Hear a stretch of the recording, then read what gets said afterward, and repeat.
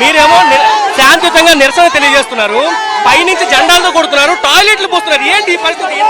ఇంత ప్రశాంతంగా ఉండే సెంట్రల్ నియోజకవర్గం ఈ స్థాయికి ఎందుకు వచ్చింది? విజయవాడ సెంట్రల్ నియోజకవర్గం చాలా ప్రశాంతంగా ఉంది.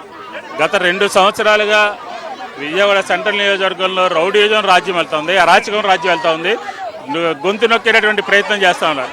ఈరోజు డిఎస్సి మీద న్యాయమైనటువంటి పార్టీ ఇచ్చినటువంటి కార్యక్రమాన్ని ప్రశాంతంగా నిర్వహిస్తూ ఉంటే ఉదయం గంట ముందు మాకు తెలిసి పోలీసులకి సమాచారం ఇచ్చాం.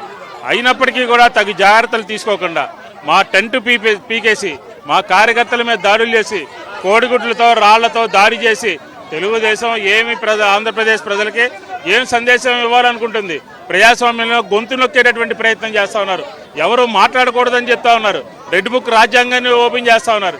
ఇది ప్రజలు క్షమించరు. మిమ్మల్ని గుర్తుపెట్టుకోండి. ఈరోజు తాత్కాలికంగా మా మీద రౌడీజం చేయొచ్చు, మా మీద దాడి చేయొచ్చు, పోలీసులను అడ్డం పెట్టుకుని ఇక్కడికి వచ్చి రౌడీజం చేసేటటువంటి పరిస్థితి ఉంది. ముందు దీనికి బాధ్యులైనటువంటి వాళ్ళ మీద తెలుగుదేశం కనుక శాంతి భద్రతల మీద లేకపోతే ఆంధ్రప్రదేశ్ సక్రమంగా ఉండాలి అనుకుంటే చర్యలు చేపట్టమనండి. ఇక్కడ దాడిలో పాల్గొన్నటువంటి వాళ్ళ మీద లేదా రౌడీ దానికి ఎమ్మెల్యే వచ్చి టెంట్ అంతా కూడా ధ్వంసం చేసి వెళ్ళిపోయిన పరిస్థితి. ఇప్పుడేమో అరాచకం సృష్టిస్తున్నారు మిగతా కార్యకర్తలు. ఎమ్మెల్యే కనుసనల్లోనే ఇది జరిగింది.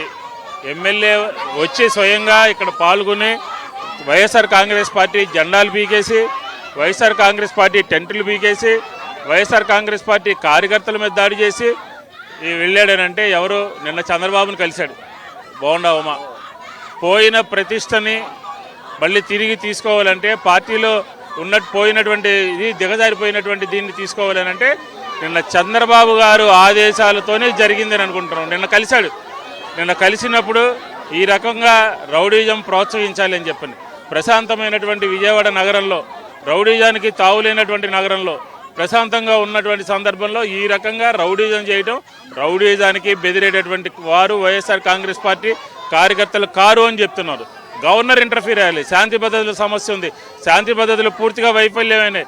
పోలీసుల సమక్షంలో ఏసీపీని సస్పెండ్ చేయాలి, సిఐని సస్పెండ్ చేయాలి. పోలీసులకి ముందుగా చెప్పినప్పటికీ కూడా ఎక్కడా కూడా చర్యలు తీసుకోకుండా ఎక్కడా కూడా వాళ్ళు సరైనటువంటి చర్యలు తీసుకోలేదు. గంట ముందు చెప్పాను నేను సర్కిల్ ఇన్స్పెక్టర్కి, ఏసీపీలకి, మొత్తం అందరికీ, పై అధికారులు అందరికీ చెప్పాను. కాబట్టి ఇది పూర్తిగా పోలీసులు ఇప్పుడు వచ్చి హడావుడి చేస్తూ ఉన్నారు. కోడిగుడ్లు పెట్టుకుని దాడి చేశారు. చూడండి, కోడిగుడ్ల మీద దాడి చేశారు. అంటే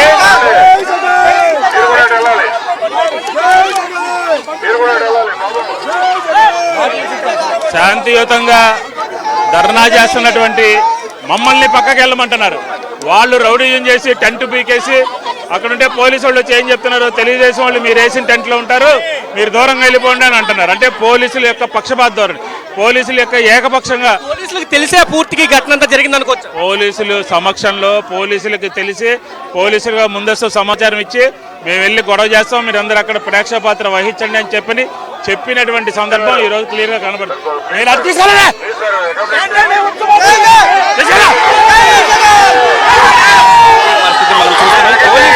ఇక్కడ వీళ్ళని వైసీపీ కార్యకర్తల్ని ఖాళీ చేసే పని చేస్తున్నారు తప్ప ఇక్కడ ఆల్రెడీ ఆందోళన చేస్తున్న పరిస్థితి కనిపిస్తుంది. పోలీసులు వ్యవహరించట్లేదు. కేవలం టీడీపీ నేతల ఆజ్ఞలు ఏవైతే ఇస్తున్నారో ఆజ్ఞలు అనుసరిస్తున్నారంటూ కూడా Malladi Vishnu TDP red book రాజ్యాంగంలో భాగంగా ఇవాళ సెంట్రల్ నియోజకవర్గంలో ప్రశాంతంగా దీక్ష చేస్తున్న వైఎస్ఆర్ కాంగ్రెస్ పార్టీకి సంబంధించిన టెంట్ను తీసేయటం, అలాగే శ్రేణుల మీద దాడులు ప్రయత్నించడం దుర్మార్గం. సెంట్రల్ ఎమ్మెల్యే బోండా ఉమ ఇలా ఇవాళ అరాచకాన్ని తెరదీశాడు. లోకేష్ కన్సర్న్లో లోకేష్ రాజీనామా చేయమని డిమాండ్ చేస్తూ ఉంటే ఇవాళ బోండా ఉమ వందలాది మంది గోండాలు తీసుకొచ్చి వైసీపీ శ్రేణుల మీద ఇక్కడ మాజీ ఎమ్మెల్యే మల్లాది విష్ణు గారి మీద దాడి ప్రయత్నించడం దుర్మార్గం. దీన్ని ఖండిస్తా ఉన్నాం. లోకేష్ రాజీనామా చేయాలి. అలాగే ఇవాళ రౌడీజానికి బాధ్యత వహిస్తూ బోండా ఉమ కూడా రాజీనామా చేయాలి చెప్తున్నారు. ఇప్పటికే చంద్రబాబు బోండా ఉమని పిలిచారు కాబట్టి బోండా ఉమ తనకి చంద్రబాబు దగ్గర మార్కులు కొట్టేయడం కోసం ఈ విధంగా ప్రవర్తిస్తున్నారని చెప్తున్నారు. ముందుగానే పోలీసులకి కొంత సమాచారం ఇచ్చారు, టీడీపీ నాయకులు రాబోతున్నారని చెప్పి. కానీ పోలీసులు మాత్రం ప్రేక్షపత్రం వహించారని కూడా చెప్తున్నారు. కనీసం స్పందించలేదు. ఏసీపీ కానీ సీఎల్ కానీ ఎవరు స్పందించకపోవడంతో ఇంత భారీ స్థాయిలో ఒక యుద్ధమే జరిగిందని చెప్పొచ్చు. సెంట్రల్ నియోజకవర్గంలో టీడీపీ కార్యకర్తలు ఎమ్మెల్యే నేతృత్వంలో ఒక్కసారిగా వచ్చారు. ఇక్కడ వైసీపీ జెండాలు పీకడం, టెంట్లు పీకడం, తర్వాత వైసీపీ కార్యకర్తలంతా కూడా కూడా ఇక్కడ ఉంటే ఒక పర్మిషన్ తీసుకొని ఇక్కడ నిరాహార దీక్ష చేస్తూ ఉంటే మరొక పక్క టీడీపీ కార్యకర్తలకు చూడొచ్చు మనం, జెండాలతో వాళ్ళంతా కూడా ఇక్కడ ఉన్నారు. లోకేష్ రాజీనామా చేయాలంటూ కూడా వీళ్ళంతా డిమాండ్ చేస్తున్నారు. డిఎస్సికి సంబంధించి అక్రమాలు ఏవైతే జరిగాయో దాని మీద సిబిఐ ఎంక్వైరీ చేయాలి, అదేవిధంగా యువతకి ఏదైతే హామీలు ఇచ్చారో హామీలు అమలు చేయాలంటూ వైసీపీ డిమాండ్ చేస్తుంది. అయితే దీన్ని మాత్రం కంట్రోల్ చేస్తున్న పోలీసులు మాత్రం ఇక్కడ ప్రేక్షక పాత్ర వహించడంతో కొంత పూర్తిగా మనం చూస్తున్నాం.